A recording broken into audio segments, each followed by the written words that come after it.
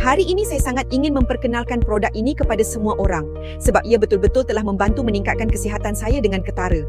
Dulu, saya sering rasa badan letih, selalu sakit kepala, sukar tidur lena dan tekanan darah saya pun tidak stabil.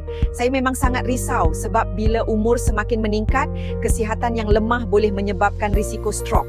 Tapi selepas saya habiskan sebotol minyak krill Antartika ini, keadaan kesihatan saya berubah banyak. Saya tidur lebih nyenyak, tak lagi sakit kepala dan badan, terutamanya tangan serta kaki, rasa lebih ringan dan bertenaga. Jadi kalau anda pun pernah alami masalah seperti saya dulu, saya sangat-sangat sarankan anda cuba minyak krill Antartika ni. Harganya pun sangat berpatutan untuk produk berkualiti tinggi macam ni.